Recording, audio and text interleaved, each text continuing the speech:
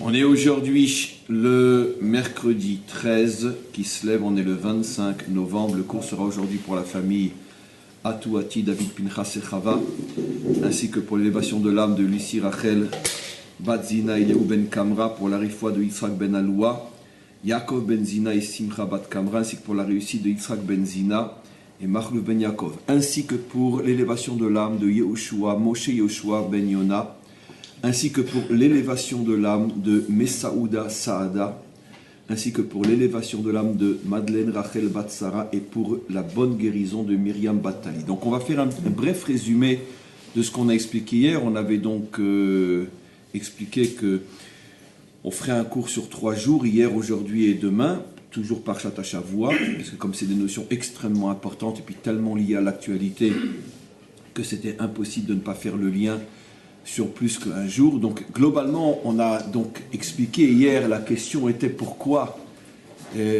nos maîtres semblent dire que Esav tombera de la main de Yosef, puisque dans notre tradition, Esav représente le dernier exil d'Israël, et le dernier exil d'Israël, en principe, est terminé par Mashiach ben David, et non pas Mashiach ben Yosef. Donc qu'est-ce que Yosef vient faire là? Pourquoi à plusieurs reprises nos maîtres l'appellent Sitno shel Esav, celui qui arrivera apparemment à faire tomber Esav, bien que la question était piège dès le départ, parce que Sitno shel Esav ne veut pas dire celui qui détruira Esav, celui qui s'oppose à Esav. S'opposer à Esav ne veut pas forcément dire le faire tomber. On peut s'opposer à quelqu'un mais pas forcément avoir le dessus sur lui, mais on est là pour s'opposer à lui. Donc, bien sûr, après tout ce qu'on a expliqué hier, où on a montré avec ce fameux Pirkei des Rabbi Eliezer, un cours pour ceux qui ne l'ont pas écouté, qui est absolument impératif d'écouter, car on n'est pas le même après l'avoir écouté ce cours, on a donc vu ce texte plus prophétique encore qu'une prophétie, qui prévoit il y a plus de 2000 ans encore, qu'effectivement, juste avant la délivrance du monde, Ishmaël se répandra dans le monde entier. Pirkei des Rabbi Eliezer, et avec une description absolument époustouflante, ça fait longtemps que je n'avais pas dit ça, époustouflante, à couper le souffle du processus d'invasion du monde. Qu'est-ce qu'il dit hier? La guerre débute d'abord au milieu des Arabes eux-mêmes, puis après ils traversent la mer, ils se rendent en Europe, et après ils s'attaquent à Rome. Donc quelque chose d'absolument fou, comment, d'une précision absolument incroyable, un texte qui, encore une fois, qui a plus de 2000 ans. Donc, on avait rapporté ce texte de Rabbi Eliezer pour bien montrer qu'il est clair que la délivrance finale n'est possible que si le Mashiach vient à bout de l'idéologie dangereuse et destructive d'Ishmaël. Donc, encore une fois, qu'est-ce que Yosef vient faire là? Alors, on avait commencé à expliquer, c'est ce qu'on va expliquer un peu plus aujourd'hui, qu'effectivement il y a 2 Mashiach, Mashiach ben Yosef et Mashiach ben David, mais que à la fin de l'exil de Esav, comme on le sait, ça c'est maintenant pour nous déjà du vu et du déjà vu et du revu, ce que révèle le Ari Akadosh, qu'à la fin de l'exil de Esav, dans le Kotz, dans le Ketz, dans la pointe de l'exil de Esav, va apparaître Ishmaël, avec sa revendication d'expansion sur le monde entier. Pourquoi malgré tout on appelle ça la fin de l'exil de Esav? Parce que comme on l'a expliqué entre autres des dizaines de fois, mais surtout dans le cours après les attentats à Paris, parce qu'il y a une certaine complicité maladive, bizarre, incompréhensible, voire entre Esav et Ishmaël, comme on le sait aujourd'hui plus que jamais sur finalement cette expansion djihadiste qui veut conquérir le monde entier, que Esav y voit un certain intérêt.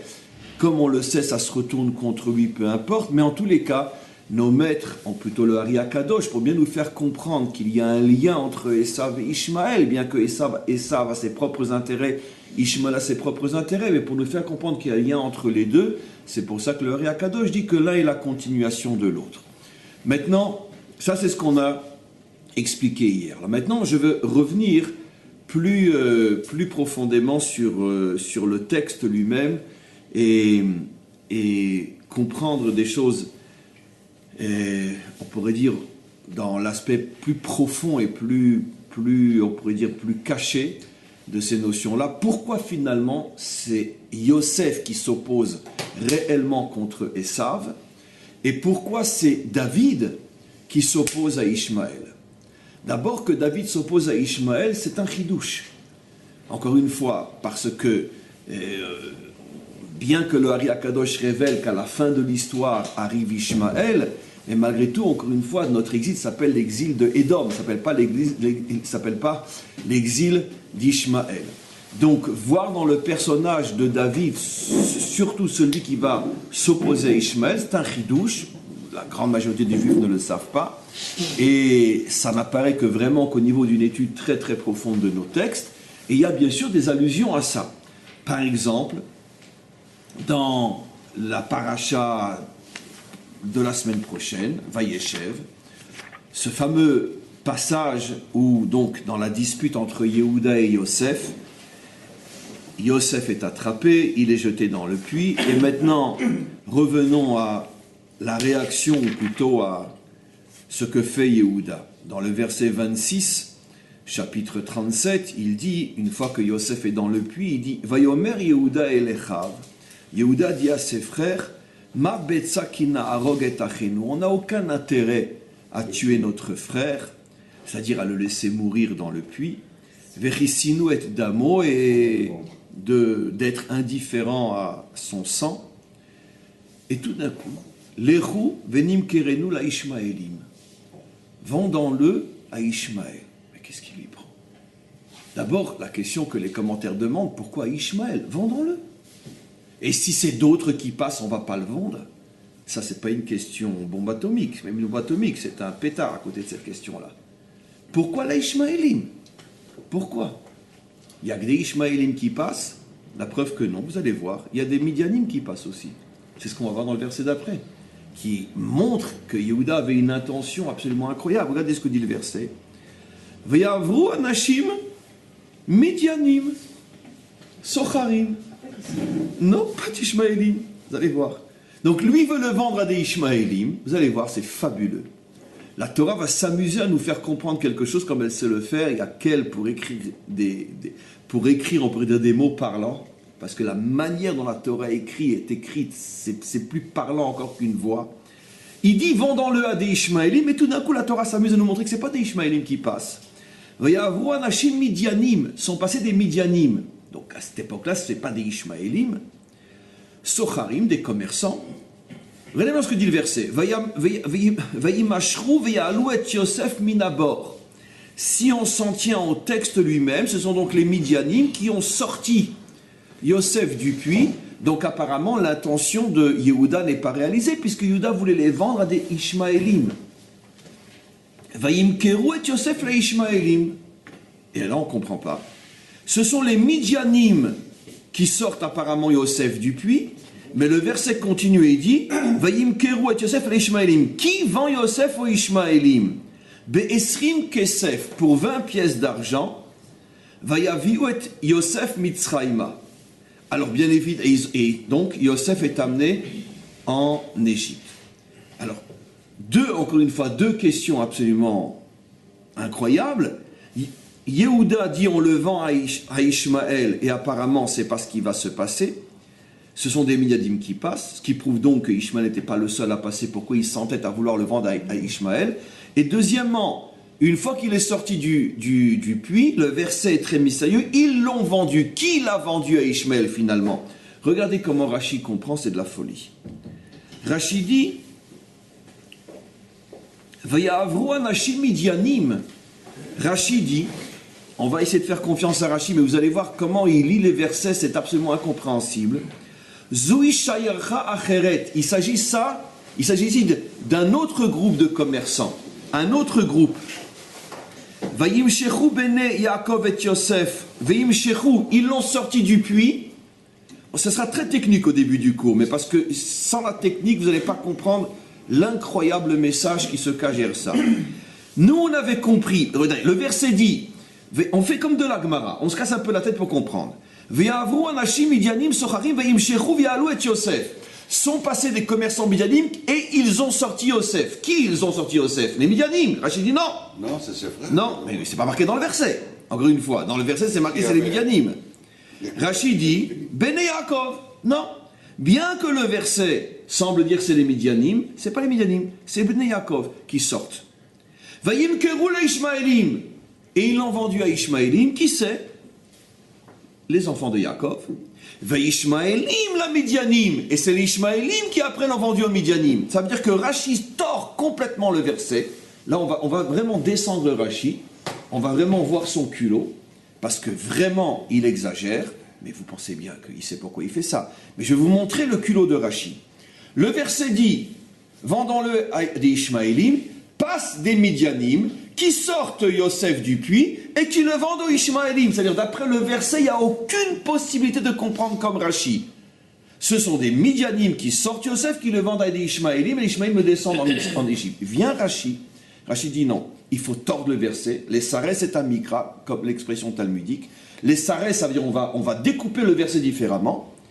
C'est-à-dire qu'on va le vendre à des Ishmaelim. Rashi comprend que les Ishmaelim sont ceux effectivement que Yehuda cherche. Mais en attendant, sont passés une autre shayara, comment on dit en français shayara? Une autre caravane. Sont passés une autre caravane qui sont des Midianim, d'accord? Mais Yehuda n'a aucune intention, lui, de vendre, alors que les Midianim sont devant ses yeux. Il y a des Ishmaelim et des Midianim maintenant, dit Rashi. Mais lui ne veut pas vendre aux Midianim, il veut vendre aux Ishmaelim. Les enfants de Yaakov, c'est eux qui descendent dans le puits chercher Yosef. Ils le vendent aux Ishmaelim, et les Ishmaelim le vendent aux Midianim. Donc, deux questions sur Rashi. D'abord, dans le texte, pourquoi tu expliques comme ça les versets? C'est pas ce qui a marqué. Enfin, on peut lire comme Rashi, mais c'est pas ce qui a marqué au niveau du Pshat. Et surtout, si de toute façon, Yosef va être vendu aux Midianim, pourquoi Yehuda s'entête à vouloir le vendre aux Ishmaelim? Pourquoi? Alors parce que la grandeur des maîtres d'Israël, c'est que quand ils lisent et expliquent la Torah, eux, ils ne voient pas les mots, ils sont connectés à l'âme, à la profondeur, et ils comprennent le verset en fonction de tout ce qui est caché dans la Torah, qui ne peut être expliqué et compris que par les maîtres d'Israël. Rashi a une question, c'est la question que j'ai demandée.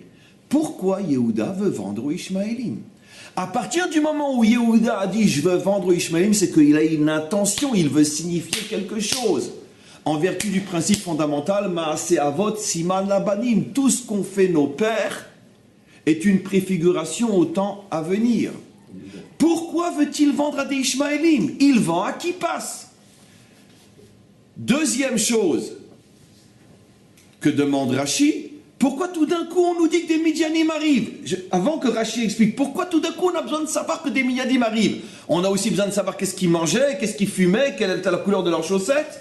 On n'en a rien à faire. Ils veulent vendre des Ishmaelim, ils sont passés des Ishmaelim, ils ont pris Yosef, il est parti. Qu'est-ce que c'est que tout ce truc-là? Parce que Rashi veut nous faire comprendre que justement, s'il n'y avait eu que des Ishmaelim, alors on aurait pu croire, c'est comme ça que Rashi comprend, que bon, il a vendu des Ishmaelim parce que c'est les gens qui passent. Comme en Amérique, il y a des Américains, en France, il y a des Français, en Israël, il y a des Israéliens. Et il a vendu des Ishmaelim, non. Mais la Torah veut nous faire comprendre, c'est comme ça que Rashi comprend, qu'il y avait une intention particulière sur les Ishmaelim. La preuve, c'est qu'il y a des Midianim. Et donc, puisqu'il y a des Midianim qui passent en caravane autant que des Ishmaelim, si Yehuda a dit Ishmaelim, c'est pas techniquement qu'il a dit ça, c'est profondément. Il faut que Yosef soit vendu à des Ishmaelim. Donc, automatiquement, quand Rashi lit le verset qui semble dire que ce sont les Midianim, Vayamshichu Vialou, qui l'ont sorti du puits et qui l'ont vendu aux Ishmaelim, Rashi dit c'est pas possible de lire comme ça. D'où il savait mettre les Midianim qu'il est dans les puits?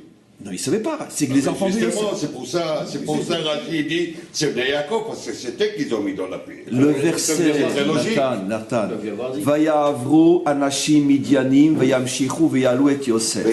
Mais je comprends l'hébreu arabe. Nathan, Chaval Azman. On va faire un test, d'accord? Si vous faites le tour, vous interrogez 100 Israéliens comment ils traduisent ce verset. Si un seul traduit comme Rashi, je m'excuse en public sur le site. Un seul, je prends des risques. Si un Israélien ne lit pas comme moi, je m'excuse en public. Demandez à 100, je prends des risques. Aucun Israélien ne lira autrement que ils sont passés des gens médianimes et ils ont sorti Yosef du puits et ils l'ont vendu à des Ishmaélim. On fait le test. Un, je m'excuse en public. Non. אני חשבתי בדיוק... Ok, on continue. On continue. pourquoi les Midianim ils savent qu'il est dans le... Mais ils lui ont dit, voilà, on vous vend Yosef, ils l'ont amené près du puits, ils lui ont dit, voilà, sortez-le. Ok, donc on continue. Maintenant, qu'est-ce que Rashi comprend? Puisque lui, encore une fois, Yehuda parle de Ishmaélim et qu'il y a des Midianim, pourquoi la Torah rentre dans tous ces détails? Pour nous faire comprendre que Yehuda avait une intention de vendre Yosef à Ishmaël. Et pourquoi? Qu'est-ce qu'il veut montrer? Ben, il veut montrer la chose suivante. Il veut signifier à Yosef, et c'est là tout le makor de ce que dit le Ari Akadosh, et toute notre histoire contemporaine, il veut montrer à Yosef, toi Yosef, ton histoire s'arrête quand arrive Ishmaël. Mashiach ben Yosef s'arrête quand arrive Ishmaël. Il est vendu à Ishmaël. Qu'est-ce que veut dire Yehuda par là? Ça veut dire que tu es absolument, on pourrait dire, inapte, incapable face à Ishmaël. Et je vais expliquer aujourd'hui pourquoi, vous allez voir le cours. Toi, ta force, c'est que contre Esav, Sitno shel Esav. Quand arrive Ishmaël, on se débarrasse de toi. Il faut se débarrasser de Yosef quand arrive Ishmaël. Pourquoi? Écoutez bien ce que je vais dire. Parce que Yosef est très dangereux pour nous face à Ishmaël. Il n'y a que Yehuda face à Ishmaël, pas Yosef. Je vais doucement parce que c'est d'une puissance à couper le souffle ce qu'on va dire aujourd'hui. C'est-à-dire quoi Veim Keru Oto? Ça veut dire, qu'est-ce que dit Rashi? Qu'est-ce que dit Batorim? Qu'est-ce que dit Nomet? Qu'est-ce que dit Pirkei de Rabbi Eliezer? Qu'est-ce que dit le Zohar? Qu'est-ce que dit Ari Akadosh? Yosef ou Sitno shel Esav. Tant que c'est Esav, Yosef. Vient Ishmaël, plus de Yosef. Quand il dit je veux le vendre à Ishmaël, son intention n'est pas de le vendre, parce que dans ce cas-là, il le vend au premier qui passe. En plus, il a des Midianim devant lui. Vends-le aux Midianim. Pourquoi Ishmaël? Plus encore, je vais vous poser une question encore plus forte que je réserve pour maintenant. Tu as des Midianim devant toi, tu as des Ishmaël. Quand tu vends des Ishmaël, mais Ishmaël, il est de ta famille. Ishmaël est ta famille. On ne demande pas à l'oncle, est-ce que tu veux mon neveu? Est-ce que tu veux ton neveu? Ishmaël est notre famille, les Midianim, c'est des étrangers. Quel oncle? Yehuda, tu vends ton frère à ta famille? À Ishmaël? Mais qu'est-ce qui te prend? Si tu ne veux pas laisser de traces, c'est quand même plus simple et plus évident de le vendre à des étrangers. Non, pourquoi Ishmaël? Parce que Yehuda n'est pas en train de vendre Yosef, il est en train de donner une leçon à Yosef. Il est en train de dire à Yosef, Yosef, Atkan, ton règne est terminé. Quand arrive Ishmaël, il n'y a plus de place pour Yosef. Et c'était ça la machloquette entre eux. Quand il lui dit, Amalor timlor alenu, Amashol timshol banu, comment qu'on a traduit ce verset-là? Tu peux être Moshel, mais tu ne peux pas être Meler. C'est qui le Moshel? Comment il s'appelle le Moshel? C'est le Tzadik. Tzadik Moshel Beyirat Elokim. Le Tzadik, c'est le Moshel, c'est celui qui a, on pourrait dire, la puissance de la crainte d'Hachem. Moshel, c'est puissance. Aval, tu n'es pas Meler. Meler, c'est autre chose. Tzadik Moshel. C'est-à-dire maintenant, on va traduire en profondeur. Le Tzadik peut s'opposer à Esav. Mais seul le Meler peut s'opposer à Ishmaël. Le Moshel s'oppose à Esav. Le Meler s'oppose à Ishmaël. Quand arrive Ishmaël, Yehuda dit maintenant on va te vendre à Ishmaël. Ça veut dire que devant Ishmaël, tu n'es qu'un simple esclave, tu es complètement impuissant, tu as perdu toute ta force. Ils te prennent, ils font ce qu'ils veulent de toi. Yehuda est en train de nous signifier que quand va dans l'histoire, des millénaires plus tard, surgir le problème de Ishmaël, malheur au peuple juif qui n'aura à sa tête que la dimension Yosef. Il lui faut absolument la dimension David. Maintenant donc, il va falloir comprendre, et on peut dire que va commencer le cours, pourquoi Yosef s'oppose, et il n'y a aucun problème, à Machol Timchol, contre Esav, je suis d'accord que c'est toi Yosef et pas moi Yehuda, mais contre Ishmaël, tu dégages, c'est moi et pas toi. Pourquoi il y a dans Yehuda quelque chose qui permet de vaincre Ishmaël? Pourquoi il y a dans Yosef quelque chose qui permet de vaincre Esav? Pourquoi Yehuda, lui, ne peut pas s'attaquer à Esav? Et pourquoi Ishmaël, lui, ne peut pas s'attaquer à Ishmaël? Pourquoi? Mais pourquoi il y a un intermédiaire? Pourquoi la médianite, c'est un intermédiaire? Comment? Pourquoi les médianites sont un intermédiaire dans la vente? J'ai expliqué, parce que s'il n'y avait pas eu de Midianim, on aurait pu croire que Yehuda a vendu à Ishmaël, parce que c'est ce qui traînait dans la rue, c'est tout. Parce que généralement, les caravanes sont des caravanes de Bédouins, de Ishmaélim. Justement, si la Torah, mais vous vous rendez pas compte, qu'est-ce qu'il est fort le bon Dieu? Vous vous rendez pas compte comme il est fort le bon Dieu? Si, je réponds encore une fois à ta question, parce que tu as posé une question, moi elle me plaît la réponse, après moi je me fais plaisir en la redisant, parce que, je dis encore une fois, quand on écoute la Torah, on doit se sentir comme au plus beau des concerts du monde, l'oreille elle doit, c'est trop beau. Pourquoi? Si la Torah n'avait pas dit qu'il y avait des Midianim, on n'aurait pas compris que l'intention de Yehuda c'était une intention spirituelle. Une attention profonde. On aurait dit, il parle d'Ishmaël parce que c'est comme si tu me dis, qu'est-ce que tu parles en Amérique? Tu parles anglais? Oui, voilà, parce qu'il n'y a que des Anglais, des Koudas. C'est pour bien nous faire comprendre qu'il avait une intention autre que technique, mais une intention profonde. La Torah nous dit bien qu'il y avait des Midianim. Il a quand même voulu le vendre à des Ishmaélim. Pourquoi? Parce que Yehuda, encore une fois, n'a pas cherché l'aspect technique, il a cherché le message. Il nous a appris à nous, à nos générations. Attention mes amis.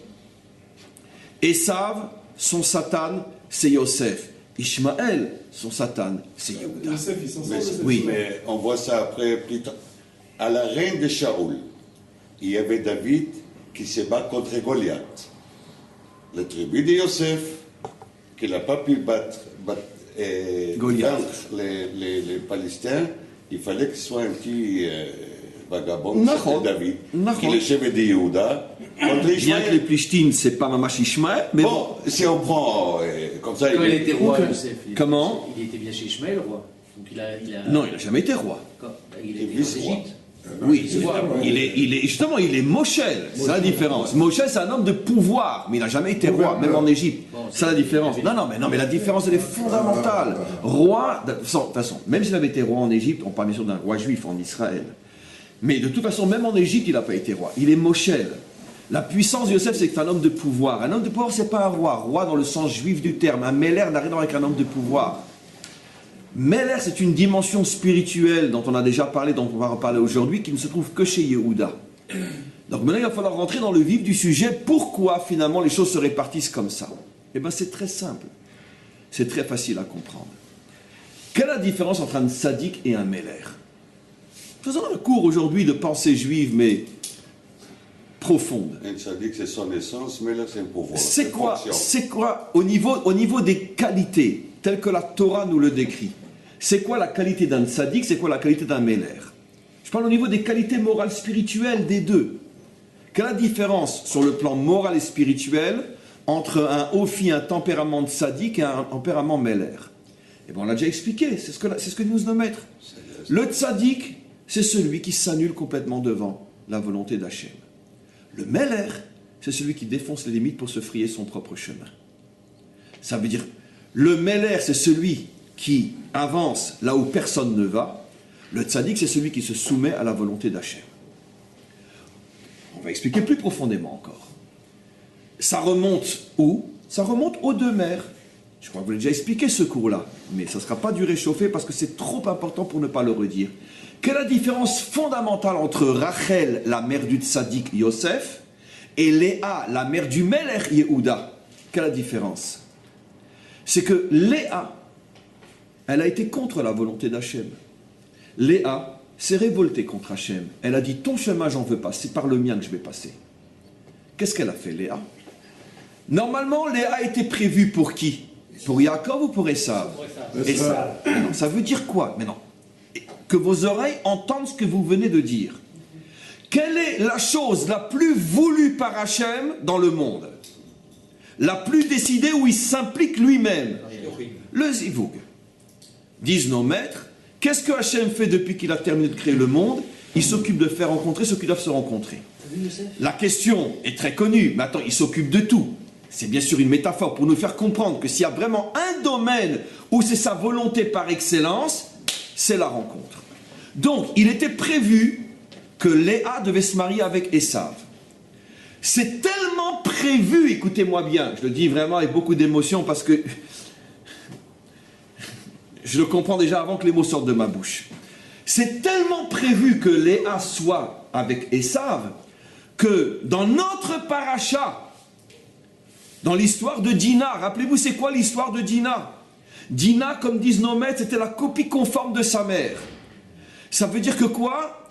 Que maintenant qu'on avait loupé le coche avec Léa, qui aurait dû se marier avec Esav, Hachem essaye de récupérer en peut-être faisant en sorte que Dina, peut-être, comme c'est le même ophile, le même caractère que la mère, c'est Rachid, c'est pas de moi, et donc peut-être qu'elle va pouvoir épouser Esav.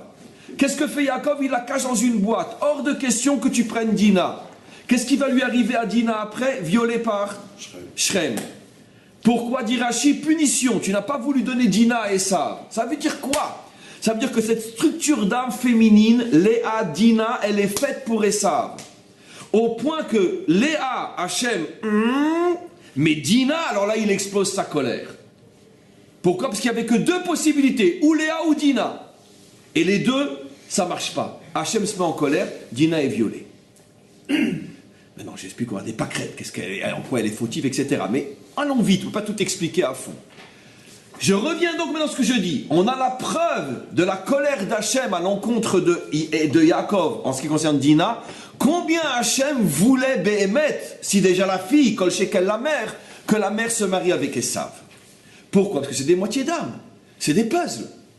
Ça veut dire la moitié d'âme de Esav lui correspond à la moitié d'âme qui est en fait la même âme de Léa, Nekuda.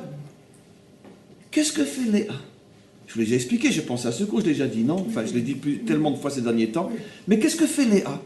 Léa, c'est un chidouche incroyable. Moi, chaque fois que je parle de ça, j'ai les larmes aux yeux. Parce que je ressens très très fort ce que c'est et c'est bouleversant. Qu'est-ce qu'elle fait, Léa? Léa, elle dit, un homme, c'est pas un mouton. Un homme, c'est pas un béni oui-oui. Le bon Dieu, il a dit, on fonce la tête dans le mur, il dit, Léa, elle dit, écoute le bon Dieu, d'accord? Tu peux avoir décidé ce que tu veux. Mais moi, je veux pas ça. Je veux pas, je me vois pas avec cet homme-là, je veux pas. Mais ma chérie, c'est ce que j'ai décidé pour toi. Je m'en fous, trouve-lui une autre. D'accord? Mais Hachem lui dit, mais j'ai pas d'autre.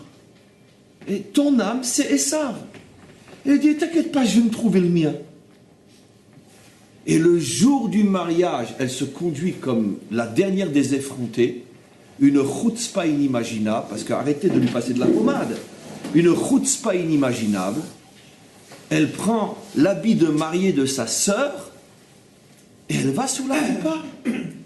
Sa sœur effarée la regarde comme ça, elle dit, mais c'est pas possible. Mais qu'est-ce qui se passe? Et elle tend son doigt, Riat Mekudei Shekli, et yo yo yo yo yo yo yo yo yo. Mais attends, mais cette chutzpah, pourquoi? Elle a l'âme d'une reine. Elle va mettre au monde un roi. C'est quoi un roi? Meler, Poretz Geder, la Sotoderer. Le roi, il défonce les limites et il se fait son chemin. Et Hachem, il aime ça. Ça dépend qui. Mais Hachem, il aime ça. Mais ça, il ne faut pas le révéler qu'Hachem aime ça parce que c'est très dangereux ce que je dis. Mais Hachem, il aime ça. Hachem, il voit. Il dit, wow, un vrai révolutionnaire. Oh, il fait pas ce que je veux, il se révolte contre moi. Vas-y, continue, j'adore. C'est très dangereux ce que je dis. C'est très dangereux parce que c'est le shoresh de la chiloniut. Mais on va expliquer. Mais attention. Quand c'est géré par quelqu'un comme Léa, qui est une vraie croyante, une vraie croyante, Hachem n'a pas peur. Pourquoi? Parce que Léa, elle peut se révolter, mais pourquoi elle veut? Pourquoi elle veut Yaakov? Au contraire, pour le bien, elle a que des bonnes intentions. Elle a que, en vérité, une volonté de quoi? Qu'est-ce que dit Rachid? Pourquoi? Elle voulait être une des mères des 12 tribus d'Israël. Elle n'avait pas envie d'être la mère de Christian Dubois. Elle n'avait pas envie. Elle avait envie d'être la mère d'Israël. Mais non, c'est pas la volonté d'Hachem, je m'en fous. Maintenant, pourquoi Hachem l'a pas arrêté en chemin? Pourquoi? Parce que c'est la malchoute qui est en jeu. On ne peut pas, un roi, s'il fait uniquement ce qu'on doit faire, on ne peut pas être un roi. La définition d'un roi, c'est quoi? C'est qu'il est le premier à faire ce que personne n'aurait jamais osé faire. Quelle est la définition d'un roi? C'est qu'il montre des chemins par lesquels personne n'est jamais encore passé. Ça, c'est un vrai roi. L'absolu contraire de tous les dirigeants d'aujourd'hui, qui ne fonctionnent qu'en fonction des sondages, des trucs, des machins, etc. Un roi, il n'y en a jamais eu sur terre. Il y a eu David, il y a eu Yehuda, c'était un roi, il y a eu Léa, qui était un roi, et puis maintenant on attend le Mashiach. Il n'y a jamais eu de roi sur terre. Esther. Comment? Esther. Non, vous l'avez déjà dit une fois, ça ne me dérange pas, mais c'est encore un petit peu différent, parce qu'elle n'a pas vraiment le choix, c'est pas le choix qu'elle a fait, elle a été prise de force. Un roi, c'est celui qui fait le choix d'aller dans un chemin où il faut être fou pour y passer. C'est ça le roi. Parce que le monde ne peut pas être transformé s'il n'a pas à sa tête des hommes qui osent avancer là où personne n'a le courage d'aller. Parce que pour tenir tête à Hachem, c'est ce qu'elle a fait Léa, mais vous vous rendez compte le culot, la force qu'il faut. Elle n'a pas peur de mourir d'une crise cardiaque, elle n'a pas peur que de se casser la jambe en chemin, elle n'a pas peur d'être dénoncée en public et d'avoir la honte de sa vie, elle s'en fout royalement. J'ai pas envie d'Esav, je veux Yaakov. Alors évidemment, quand on résume ça à Esav et Yaakov, évidemment que... Mais qu'est-ce que ça peut être Meller? Meller, si je fais juste, j'ouvre une parenthèse, dans l'histoire contemporaine, c'est quoi de la malchoute? D'accord? C'est vrai qu'on attend en galoute depuis des siècles et des millénaires un Mashiach avec une kippa sur la tête, un chapeau barbu, qui étudie la Torah, qui l'enseigne, etc. D'accord? Et si on essayait autre chose? Si on passait par un autre chemin? Et si on essayait autre chose? Si on passait par quelqu'un qui ne connaît pas un mot d'hébreu, à peine s'il est Shomer Shabbat. Allez, si on essayait, si on était révolutionnaire un petit peu, Hachem voit ça, il dit, oh, ils ont tout compris. Mais je ne peux pas le dire parce que c'est très long, je n'ai pas le droit de le dire. Ils ont tout compris, je les aime, qu'est-ce que je les adore, je la continuer les mecs, vous avez tout compris, continuez, vous avez tout compris. Mais il faut avoir un culot énorme pour suivre un Autrichien. Quand tous les rabbinim de la génération disent surtout ne le suivez pas. Mais il faut avoir un culot énorme pour être une Léa. Mais qu'est-ce qu'elle a fait Léa? Léa, elle a été contre Dieu lui-même. Hachem dit, ma fille, tu as tout compris, c'est à toi que je donne le Mashiach. J'ai horreur de ceux qui avancent toujours sur les mêmes autoroutes. D'accord? 110, on ne dépasse pas le 110. Non. Un type en route de campagne, sur une Porsche, il fait du 300 à l'heure. Oh, ça, c'est le Mashiach. Bon, il faut qu'il écrase personne sur le chemin, c'est ça tout le problème. Ça, c'est tout le problème. C'est qu'avec une Porsche sur une route de campagne, tu risques d'écorcher énormément de monde. Comprenez? Le danger de Léa, c'est quoi? Ben, c'est la chiloniout. C'est l'abandon de la Torah. C'est la révolte totale. Léa, elle sait gérer la révolte. Ufaratzta avait dit Hachem à Yaakov. Maintenant, pourquoi Yaakov, il sait? La question que j'ai déjà posée des milliers de fois, mes amis. Pourquoi, au lendemain du match, il n'a pas foutu à la porte? Et moi, je ne sais pas, bon, on fait un coup pareil. Je veux dire, franchement, on vous fait un coup pareil. Attends, 7 ans, je travaille pour Rachel. 7 ans. Hop, oh, quelle horreur. Mais je la fous dehors. Il la garde, pourquoi? Vous savez pourquoi, mes amis? Au moment où il allait la mettre dehors, il s'est rappelé ce que Hachem lui avait dit 22 ans auparavant, enfin un peu moins de 20 ans auparavant. Ou Faratzta. Non, pas 20 ans auparavant. 14 ans auparavant. 14 ans. Ou Faratzta.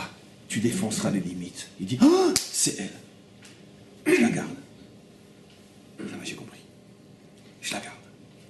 Pourquoi? Parce que c'est l'élément Parutz qui défonce tout. Elle a défoncé la choupa pour venir chez moi. Ça, c'est Mashiach.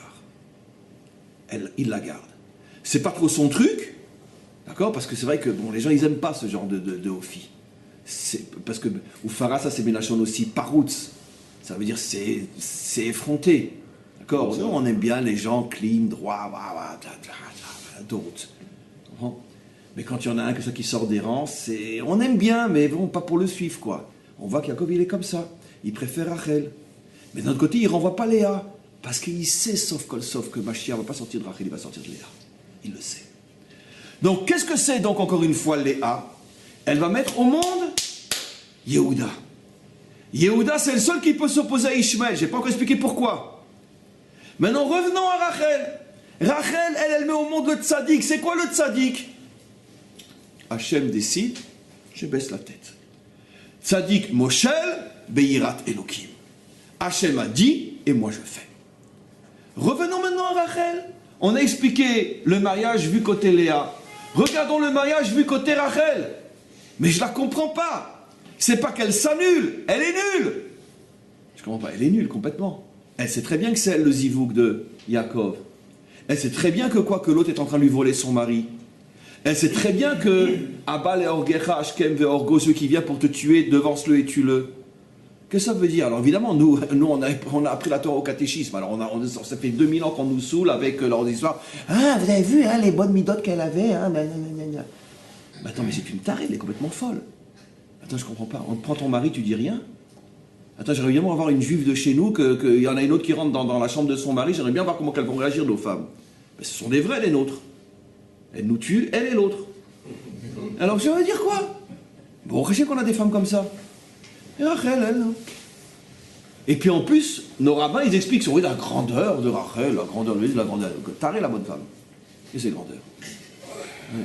Mais non, à moins que... Pardon maman, c'était juste pour le cours. Je retire tout ce que j'ai dit sur toi. Pardon. Mais elle sait que je l'aime, je suis son fils. Donc, j'ai le droit de parler comme ça. C'est pour mieux montrer la grandeur à notre maman. Bien sûr. À moins que... Elle, c'est tout le contraire. Mais, sur la même Nekuda, qu'est-ce qu'on avait dit sur Léa? Léa, on lui a dit, mais pourquoi tu as pas chez ça? Tu sais bien que c'est ton zivoug. Qu'est-ce qu'elle répond? Je m'en fous. Moi, je m'en fous. Moi, je veux mon zivoug à moi. Je me fais mon chemin. Je défonce les limites. Les limites, c'était que j'avais pas le droit d'aller avec Yaakov. Je devais suivre le chemin qui me mène à Esav. Et bien moi, je sors des limites. Et je me fais mon propre chemin et je vais chez Yaakov. Ça, c'est Léa. Et Rachel, la même chose. Elle allait exploser. Et tout d'un coup, elle s'est dit, mais attends, Rachel, arrête-toi. Qui c'est qui met ça avec Zivougi dans le monde? Qui c'est qui s'occupe des mariages dans le monde? Qui? Hachem. Peut-être que lui, il a une intention que je ne comprends pas. Après tout, peut-être que je me suis trompé. Peut-être que je ne suis pas le zivouk de Yaakov. Parce que si il la laisse aller, et elle attend. Elle voit que Léa ne se casse pas la jambe. Elle voit qu'elle n'a pas un arrêt cardiaque. Elle voit que ça marche. Elle voit qu'elle tend le doigt. Arrête, mais écoute, j'ai plié. Elle dit, ça va, j'ai compris, mais ça. Elle n'est pas tarée. Au contraire, elle est l'absolue confiance en Dieu. Hachem ne peut pas se tromper. Ça, c'est la dimension de Tzadik. Ça, c'est la dimension, je suis nul. Je suis donc pas nul, je suis nul. Il faut rajouter un A. Je suis nul. Comprenez? Mais ça, c'est un niveau absolument incroyable. C'est-à-dire que quand elle a la certitude que c'est la volonté d'Hachem, même si ça me bousille intérieurement... Ah, il ne fallait pas qu'elle lui donne les codes alors. Comment? Mais si, justement. Mais non, parce que si c'était la volonté d'Hachem, Léa aurait trompé quand même Yaakov, sans les codes. C'est Hachem. Mais non, parce que justement, à partir du moment où elle voit qu'elle est maintenant en face de Yaakov et que Hachem n'est pas intervenu, elle en comprend de là que Hachem a un désir que cette femme-là soit aussi l'épouse de Yaakov. Elle facilite en lui donnant les codes. Elle n'empêche pas. Non, elle est véritablement complice de la volonté d'Hachem. J'ai une question à vous poser. Juste un instant. Et donc, vous voyez que ces deux femmes sont deux matrices qui engendrent l'absolu contraire. Rachel engendre l'homme de la soumission totale à la volonté d'Hachem. Léa va engendrer l'homme de l'absolue révolte contre la volonté d'Hachem quand, avec de bonnes intentions, l'homme pense qu'un autre chemin est meilleur pour lui. C'est faux ce que je dis au niveau de Yehuda, mais mes amis, je vais expliquer pourquoi. Pourquoi on a du mal à comprendre que c'est la malroute? Parce qu'on ne l'a jamais vu en face de nous, la malroute. On ne sait pas ce que c'est. On n'a jamais eu en face de nous un homme que quand tu lui ouvres les veines, c'est de la Torah qui coule et pas du sang, et en même temps il peut se révolter contre Hachem sans être un chiloni. Ça, on n'a jamais vu. On a une petite allusion d'une petite révolte contre Hachem, parce qu'il faut forcément que ça soit déjà au niveau des pères, où on a vu quelqu'un de très insolent avec Hachem, Abraham, dans la prière contre Sdom. Quoi? C'est toi qu'on appelle le juge? Mais mon vieux, il faut retourner à l'école, hein, tu sais pas juger. Un chauffeur kol haaretz lo ya'aseh mishpat, mais vous vous rendez compte la chutzpah d'Abraham? Celui qu'on appelle le juge ne serait-il pas jugé? Pourtant, il n'avait pas le bagatz devant lui. D'accord? Moshe aussi. Moshe n'a jamais été insolent. Il a dit non, je vais pas là-bas, t'as qu'à envoyer quelqu'un d'autre. Oui.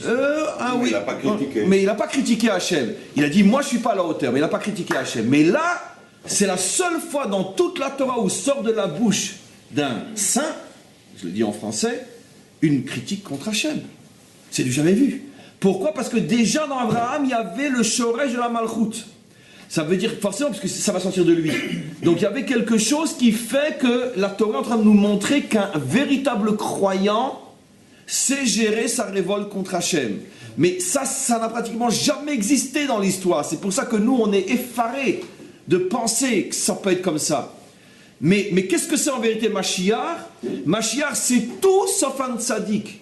C'est tout sauf ce qu'on appelle, nous, les grands de la génération, les grands modèles, etc. Mashiach, c'est pas ça. Mashiach, c'est un vrai révolutionnaire qui, on pourrait dire, est l'absolue et totale croyance, tout en prenant un chemin qui n'est pas le chemin connu. Juste un instant, oui, Moshe. Oui, Léa s'est certainement révoltée, sans se révolter en même temps. Elle avait compris, en se branchant au Makor, à l'essence même de toute chose, elle avait compris qu'en fin de compte, que dans Yaakov, il y avait Esav. C'est-à-dire qu'en fin de compte, comme dans Yaakov, il y avait Esav, elle a dit, ça c'est Esav qui va aller, les hiboud, qui va aller, je vais toujours être fidèle au plan de Dieu, je ne vais pas rejeter Esav, mais j'ai compris que dans Yaakov, il y avait Esav, donc à partir de ce moment-là, Rav, je ne suis pas du tout une révolutionnaire, c'est encore plus que ça. Je me colle exactement au niveau qui est carrément Hachem, et c'est pour ça qu'elle a rejoint sa belle-mère qui était... Ok. Non, c'est pas compris, c'est le prix Nobel de la sagesse que vous avez dit. Mais non, un instant, c'est un chef-d'œuvre qu'on vient d'écouter. Mais le problème est que c'est tellement vrai ce que vous dites, c'est que ça fiche tout mon cours en l'air. Et ça, c'est grave parce qu'on est enregistré et je ne sais pas comment récupérer maintenant. En direct, comme ça, vous me fichez tout mon cours en l'air? Non, en vérité, vous avez 100% raison. Ça veut dire quoi? Mais ça contredit non seulement pas ce que j'explique, mais ça le confirme. C'est-à-dire quoi? C'est ce que j'ai répété 100 fois, mais vous avez eu le mérite de l'expliquer. Quand je dis qu'elle sait gérer sa révolte, ça veut dire quoi? Vu de l'extérieur, c'est une révolte. La Torah dit clairement, en tout cas nos maîtres disent clairement qu'elle était destinée à Esav. Et la Torah dit clairement qu'Hachem a puni Yaakov de ne pas avoir donné la petite Léa qui était Dina. Donc j'ai quand même bien expliqué, c'est pas si simple que ça ce que vous dites.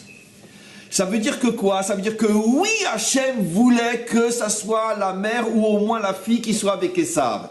C'est clair, sinon jamais Hachem se serait mis en colère contre Yaakov au point que sa fille se fasse violer. C'est pas une petite chose. Donc votre explication extrêmement juste et profonde, malgré tout, ne tient pas compte de la réalité de ce qui s'est passé. Quoi qu'il en soit, Hachem n'était pas content.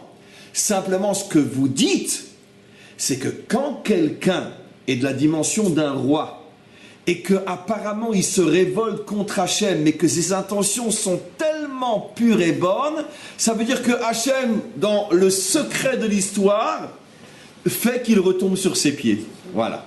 Mais si vous voulez, c'est la différence entre ce qu'on appelle Lechatrila et Bediavad. J'explique, Moshe. A priori, Léa devait oui se marier avec Esav. Et si elle s'était mariée avec Esav, qu'est-ce qu'on aurait gagné? Qu'est-ce que le monde aurait gagné? Le tikkun de Esav. Puisque Akol Bekor Aisha. Parce que la femme a une force que personne d'autre a.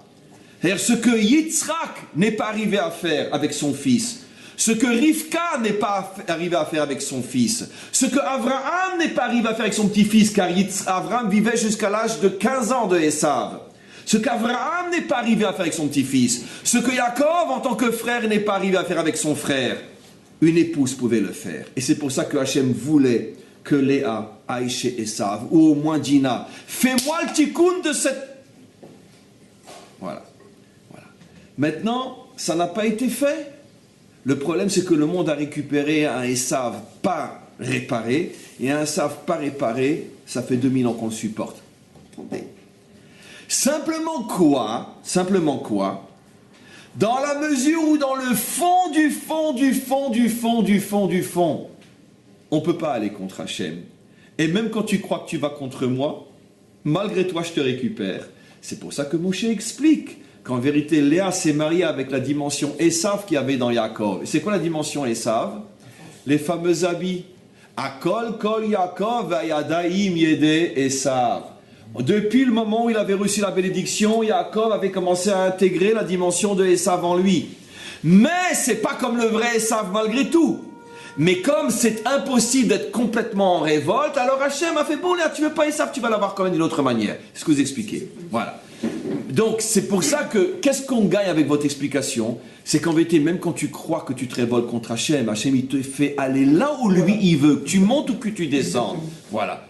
Mais malgré tout de Léa, on apprend ce chidouche absolument incroyable, c'est qu'au niveau de sa prise de position à elle a oui été contre Hachem, et Hachem l'a laissé faire, parce que c'était le seul moyen de faire sortir la royauté de David, qui est justement une forme de chemin marginal ou faratzta, de sortir des sentiers battus pour se frayer un chemin. C'est ce qui a marqué Meler Poretz Geder la Sot Loderer. Il se fait son propre chemin.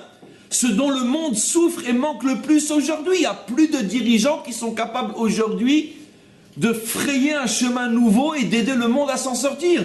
Tout le monde marche dans le même chemin, d'ailleurs depuis avant la création du monde, Birlal. Mais c'est le propre des dirigeants. Comment?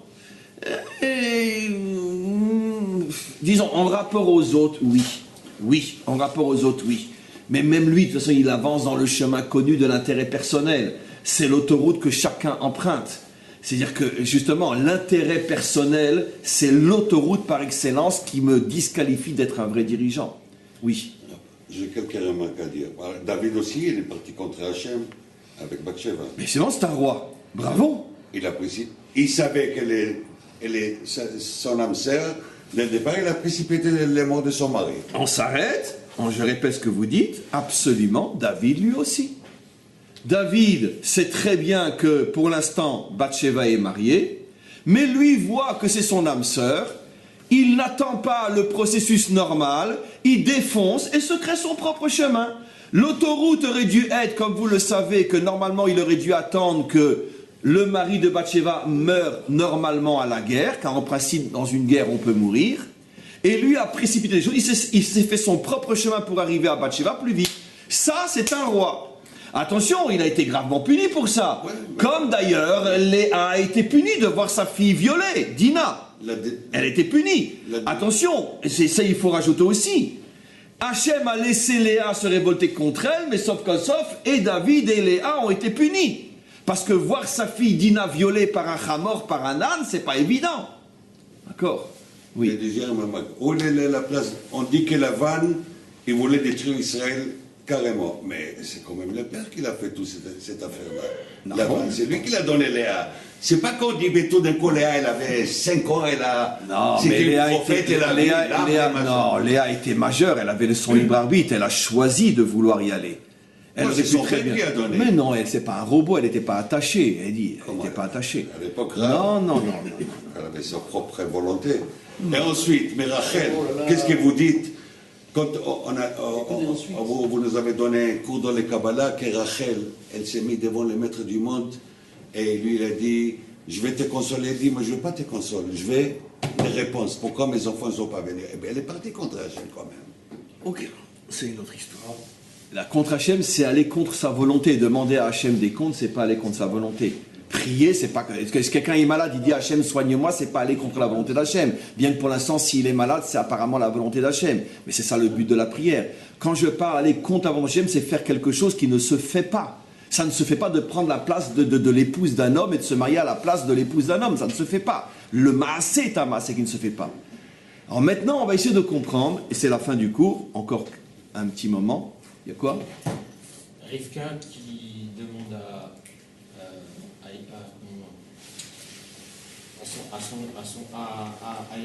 Yaakov de prendre la place d'Esav. Est-ce que c'est du même... Oui, c'est malchoutique, absolument. Absolument. Quelle est la punition qu'elle prend, Rivka, là-dessus? Rivka, Ouais. la punition qu'elle prend, c'est Rachid dit sur place, tu verras. Elle a perdu ses 2 enfants le même jour. Ce qu'elle regrettait. Regarde Rachid, je ne vais pas rentrer dans les détails, tu verras Rachid. Pose ta question et réponds. Pourquoi Issachar à ce moment-là chez Léa? Comment? Pourquoi Issachar il a été chez Léa et pas chez Rachel à ce moment-là? Si Rachel elle incarne la personnalité justement carrée par rapport à la Torah, etc., Issachar aurait dû être chez Rachel et pas chez Léa, qui pourrait être cette... Non, mais parce que Issachar, c'est pas Stam, un homme de Torah. Issachar, c'est les poskim. Le posek, c'est le corps de la halacha, c'est un corps malchoutique. J'impose, c'est malchout. Pour que la preuve, c'est que justement, il y a différents avis, et qu'est-ce qui fait le posek? Il vient et dit, c'est comme ça, Nekuda. Ah, mais attends, c'est comme ça, Nekuda. C'est un corps, la halacha, c'est malchout. Dans la Kabbalah, la halacha est toujours malchout. L'étude de la Torah est tiferet, mais le psak halacha, c'est malchout. Et donc, c'est pour ça que chez eux, chez ça, ce sont des dayanim, pas des talmidei chachamim, des dayanim, comme dit Rashi. Maintenant, on va essayer de comprendre, et vous allez voir maintenant comment tout apparaît d'une manière magnifique. Pourquoi c'est Yosef qui est le sitno de Esav, et pourquoi c'est Yehuda, David, Mashiach, le sitno de Ishmaël. C'est quoi le Satan? Bon, quand on dit en français, ça fait trop chrétien, alors j'arrive pas à dire ce mot-là. Mais comme j'ai expliqué, sitno, ça veut dire l'opposition. C'est quoi l'opposition? Tu veux avancer et je m'oppose. D'accord? Ok? C'est ça. Ce qui veut dire que par définition, la force contraire va forcément dans le sens contraire. Si tu avances comme ça, je m'oppose comme ça. C'est ça? Léastine. Léastine signifie aller dans le sens contraire de la volonté de celui que tu veux retenir. Ok. Donc, on va aller doucement. C'est 1 plus 1 égale 2. Si Yosef s'appelle le sitno shel Esav, c'est que forcément Yosef incarne une force contraire à Esav. Si David est le sitno d'Ishmaël, ce qui veut dire que forcément David incarne une force contraire à Ishmaël. Ça y est, le cours est fini. Eh bien évidemment, c'est quoi Esav? Esav, c'est celui qui refuse la loi, qui refuse de se soumettre. Il n'a pas voulu la Bechora. Pourquoi il n'a pas voulu la Bechora, dit Rashi? Quand Yaakov lui a expliqué ce qu'il y avait dans la Bechora, toutes les lois, toutes les obligations, toutes les rigueurs, qu'est-ce qu'il a dit? Oh là là là là là, non, un Dieu comme ça, c'est pas pour moi. Il va faire crever celui-là. D'accord? D'où on sait qu'il ne supporte pas les garde-fous et qu'il ne supporte pas la loi? Quel est le premier dans la famille d'Abraham qui ose épouser une cananéenne? Esav. Pourtant, c'était une tradition de famille. On n'épouse pas de cananéenne chez nous. Ah, écoute, foutez-moi la paix, hein, laissez-moi vivre. Hein, il est interdit d'interdire. Donc, le personnage d'Esav, c'est quoi? Celui qui refuse de se soumettre à un ordre, à une loi, à des règles, à une rigueur. Qu'est-ce qui va devenir dans l'histoire, Esav?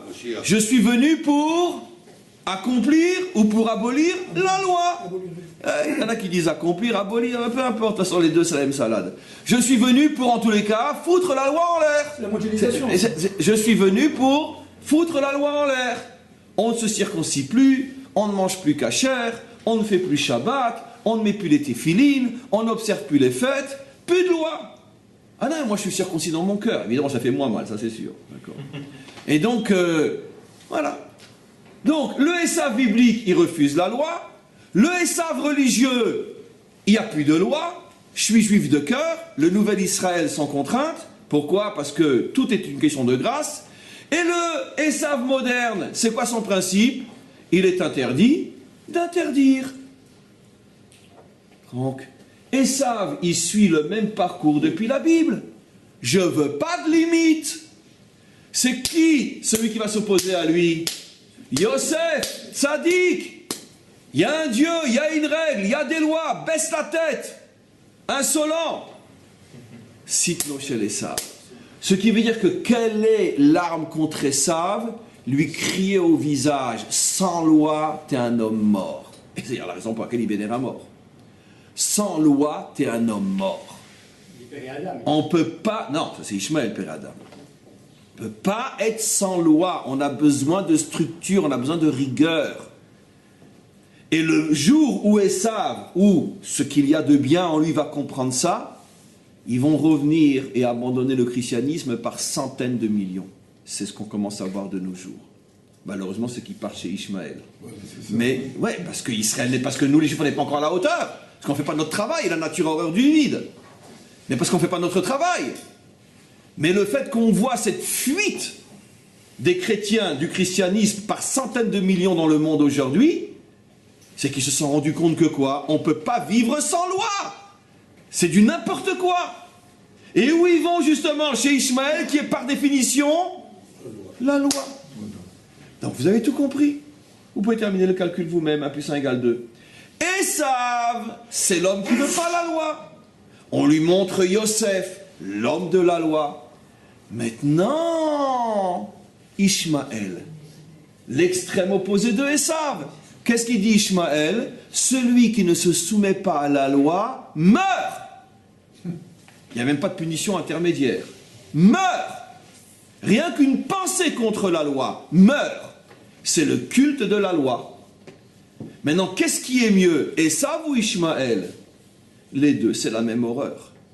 Un monde sans loi ou un monde qui se prosterne devant la loi, c'est la même disparition du monde. Et donc, quel est celui qui va s'opposer maintenant à Ishmaël? Celui qui vient, qui dit, mais non, on n'a rien à foutre de la loi. Vous avez dit Yehuda. Avec la conscience et la loi. Yehuda. Ça veut dire, qu'est-ce qu'il vient faire, Yehuda? Il dit, mais ça, il y a la loi, il y a la loi, il y a la loi, mais on n'est pas des robots de la loi.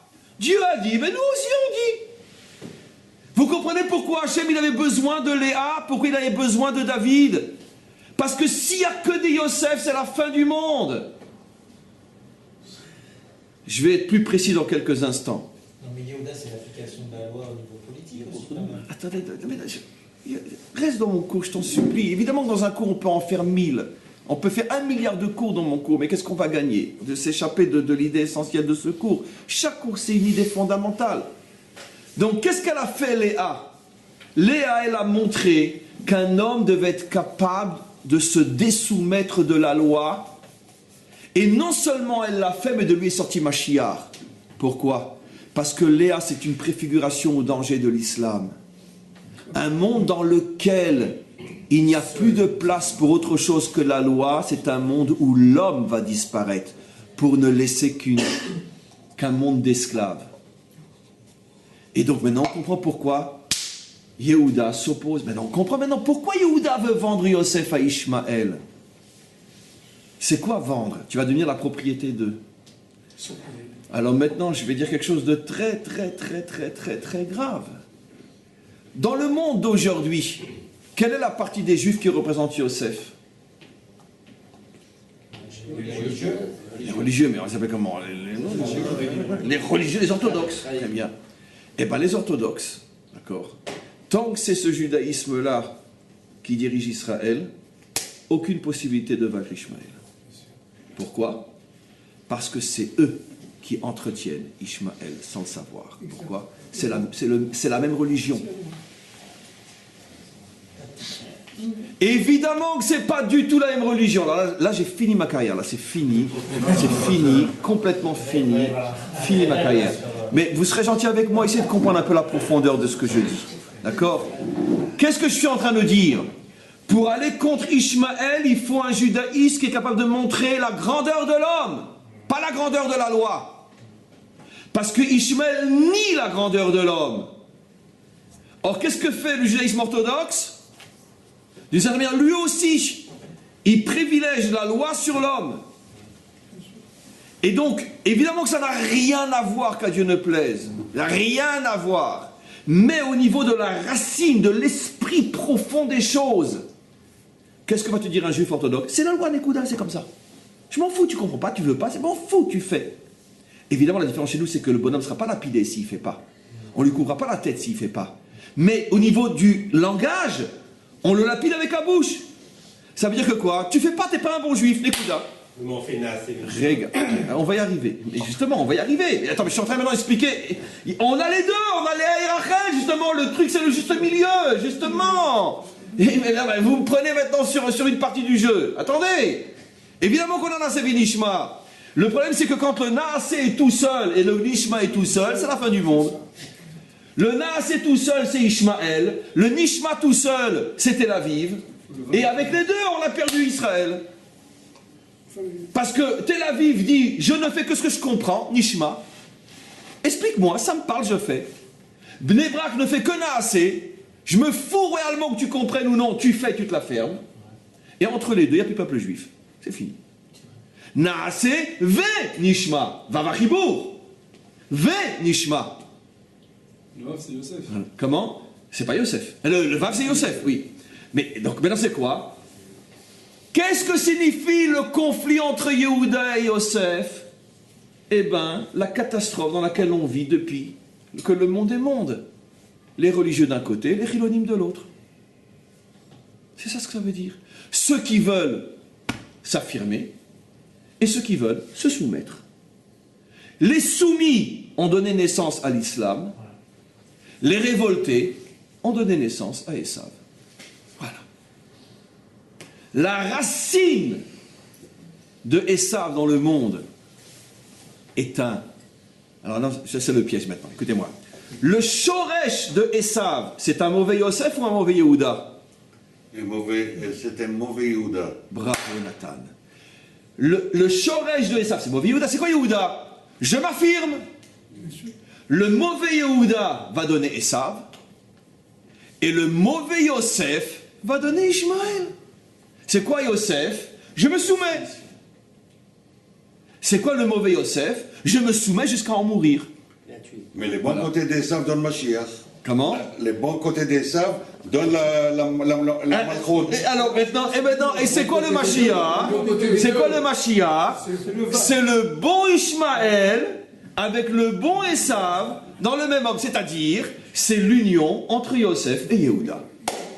Ce qui veut dire, mes amis, que quoi? On se pose tous la question aujourd'hui, mais comment on va s'en sortir? C'est très simple. Comment va-t-on s'en sortir? Ni avec des tanks, ni avec des avions, ni avec de l'argent, ni avec rien. Le jour où un juif sort de Bnei Brak et un juif sort de Rehova Lambi, ils se serrent la main, ils s'embrassent très fort et ils se disent, toi et moi, on va reconstruire notre peuple. Ce jour-là, Esav et Ishmaël fondent comme de la cire. Il n'existe que de ce conflit entre eux. Il y avait à la Knesset exactement un truc contre tout ça. Annuler ça, et pas de mais évidemment qu'aujourd'hui, malheureusement, on vit tout le contraire. Évidemment. Ishmaël, et comment il va faire le tikkun d'Ishmaël? Parce que Yehuda, il enseigne à Ishmaël, il dit la chose suivante, regarde, moi aussi je suis un croyant, mais je ne suis pas aveugle devant la loi. Et Yosef, il enseigne à Esav. Moi, il peut lui dire même plus que ça. Moi aussi, j'étais un homme de ce monde. Moi aussi, je me suis occupé d'économie et de politique, etc. Et pourtant, je suis resté un homme soumis à Dieu. Donc, chacun peut lui donner un exemple. Yehuda, il dit à Ishmaël, regarde, moi aussi, je suis un croyant. Moi, je suis l'homme des Teilim. Il n'y en a que pour Dieu. Mais non, mais je ne suis pas un robot, je ne suis pas un esclave de Dieu. Et qu'est-ce que dit Yosef à Esav? Tu sais, moi aussi, je m'occupe de ce monde. Moi, j'étais vice-roi d'Égypte. Tu t'occupes de ce monde autant que moi, je me suis occupé de ce monde. Et pourtant, j'ai jamais fauté. Je suis resté un homme moral, un homme spirituel et un homme religieux. C'est-à-dire que chacun montre à l'autre que je peux être comme toi sans être comme toi. Ouais, mais pour ça, il faut qu'on parle. Qu'on parle à Esav et qu'on parle à Ishmaël. Bah bon, c'est ce que tu devrais commencer à faire. Moi, c'est ce que je fais un petit peu. Tu devrais commencer à faire. Ça coûte pas très cher. Un site internet, ça va te coûter quelques milliers d'euros par mois et c'est tout. Après, tu parles. Ça, c'est gratuit. Et donc... on revient à Caïn et Abel aussi. Le bon côté de Caïn, c'est Mashiach. Caïn et Abel. Le mauvais côté de Caïn va donner... Non. Esav, le mauvais côté de Havel va donner va donner Ishmaël. C'est toujours le même Inyan. Oui, le mauvais côté. Voilà. C'est quoi Mashiach? Le bon côté de Havel avec le bon côté de Caïn. Le bon côté de Yosef, le bon côté de... C'est toujours le même schéma, mes amis. On a aujourd'hui résumé toute la Torah et toute l'histoire du monde. Ça se résume à deux choses simples, d'accord? Bon, mauvais côté de Caïn, Havel, Léa, Rachel, Yehuda, Yosef. Et on peut continuer. Après Yehuda et Yosef, Zerach, Peretz, Ephraïm, Menaché, Moshe, Aaron, David, Yehonatan, etc., etc., etc. Hillel, Shammai, et bien sûr, Abaye, Rava, Rabbi Yochanan, Resh Lakish, toute l'histoire. Chaim et Olivier. Et le mauvais Olivier, il donne qui? Ah, Nathan. Comment? Le mauvais Olivier, il donne quoi? Le mauvais Chaim, il donne quoi? Bon, Olivier. Non, non, allez, voilà. Le mauvais Olivier, il donne quoi? Le mauvais Chaim, il donne quoi? Il est naïf, non, il a pas le côté, la sorbonne, tout ça, c'est... Et donc, Bekitsour, pour terminer le cours, parce que je suis épuisé, on en revient toujours à la même notion. En vérité, en ce qui nous concerne, nous, du moins les Juifs. D'accord? La solution, elle n'est pas à l'extérieur, elle n'est pas même à l'extérieur de notre peuple, elle est uniquement en nous. En nous. À partir du moment où on ouvre les yeux. C'est pour ça que je disais un jour une blague, et je le redis parce que c'est une blague hyper sérieuse, le Mashiach sera quoi? Un Haredi Chiloni. Un Haredi Chiloni. Il aura la trempe du Chiloni, d'accord, qui est la puissance de l'expression de soi, et j'en ai marre de me soumettre, je veux exister, mais avec toute la croyance et tout le sérieux du Haredi qui sait s'annuler devant Hachem. Comment c'est possible les deux? C'est comme si on disait de l'eau sèche ou du feu mouillé. Et bien c'est ce qu'on appelle Yirat Shamayim. C'est quoi Shamayim? C'est l'union entre le feu et l'eau. C'est pour ça qu'on a choisi ce terme-là, Yirat Shamayim. Pourquoi pas Yirat Hashem? Dans le langage des maîtres d'Israël, on ne parle pas de Yirat Hashem, on parle de Yirat Shamayim. Pourquoi Yirat Shamayim? Pour nous faire comprendre que la véritable crainte, c'est celle qui arrive à unir le feu et l'eau. C'est-à-dire deux contraires. Comment tu peux être à la fois un Chiloni et un Haredi? C'est pas possible. Eh bien, c'est l'union entre Yehuda et Yosef. Prenez. D'ailleurs, si on prend Chesed et Gvura, il y a Tiferet. Et dans le mot Tiferet, il y a Efer, c'est la rencontre entre le feu et l'eau. Il reste Efer, pourquoi l'eau dans les fers? Parce que quand vous prenez vous faites brûler des arbres, par exemple, vous jetez de l'eau pour l'étendre, qu'est-ce qui reste? Efer. Tout à l'heure, vous m'avez dit à Moshe. Oui. Vous m'avez dit buisson, non, il ne sait pas. Mais quand il a dit à Moshe, quand il a dit à Hachem, pourquoi tu laisses faire quand il a vu les enfants se faire emmurer là? Il a dit à Hachem. Ah, dans ce sens-là. Il s'est révolté, il a payé, on dit là, tu verras, plus tard, tu verras pas. Non, j'avais pas compris que c'était ça. Je pensais que c'est le fait qu'il ne voulait pas prendre la place de Aaron. Il n'est rien à mais de toute façon, c'est absolument sûr que dans tous les personnages bibliques, jusqu'à Yehuda, jusqu'à Mashiach, on trouve une racine de la Malchut, que la Malchut, elle a commencé avec Abraham. La Malchut, elle a commencé avec Abraham. J'oserais presque dire, quand je dis j'oserais, c'est une formule française, mais j'affirme, d'accord, qu'en vérité, le chidouche du judaïsme, c'est pas la dimension Yosef, c'est la dimension Yehuda.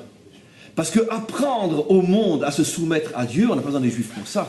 Parce que nous, les Juifs, on ne se soumettra jamais à Dieu autant qu'un musulman sait le faire. Là, ils peuvent nous donner des leçons. Donc, c'est pas, nous, le judaïsme n'est pas venu pour apprendre aux hommes à se soumettre à Dieu. Ça a toujours existé avant Abraham, Shem, Ever, Methuselah, et ça existe aujourd'hui aussi, et ça n'a rien à voir avec Abraham. Le chidouche d'Abraham, le vrai chidouche c'est la Malchut, Bayom Haoui Hashem les Melech al Kol Haaretz, d'apprendre aux hommes à être des croyants sans cesser d'être des hommes. Alors, ça c'est... Alors, les maîtres du monde préfèrent les Diavad ou les Melech al Les maîtres du monde préfèrent les Diavad ou les Melech al Normalement, ils disent Diavad. Le maître du monde préfère Yehuda et Yosef. C'est pour ça que la Malchut est sortie de Yehuda. C'est les Diavad. Dis aussi le tzaddik, Yosef Olam, oui, bien sûr, parce qu'il n'y a pas de soumission à la loi, il n'y a pas de monde. Mais au contraire, Olivier, dans ta phrase, tu viens de résumer tout le cours. Au contraire, merci. Tzadik, Yesod Olam. C'est quoi un Yesod? C'est les fondations. Tu vis dans la maison ou tu vis dans les fondations? Ah, tu vis dans les fondations? Je ne vais pas manger chez toi, hein? Il faut avoir de bonnes fondations pour construire. Oui, mais tu vis dans la maison ou dans les fondations? Dans la maison. Ce qui veut dire que Yosef, n'est que les fondations. Mais la maison, là où tu vis, c'est pas dans les fondations. Ça veut dire qu'effectivement, Yosef est la fondation de Yehuda. Ça veut dire qu'en vérité, la vraie vie juive, c'est comme Yehuda. Mais c'est sûr que s'il n'y a pas les fondations qui sont Yosef, qui sont l'annulation totale, tu ne peux pas tenir. Bien sûr. Il faut dire que Oui, Michael. Non? Yesod, c'est ce qu'on dit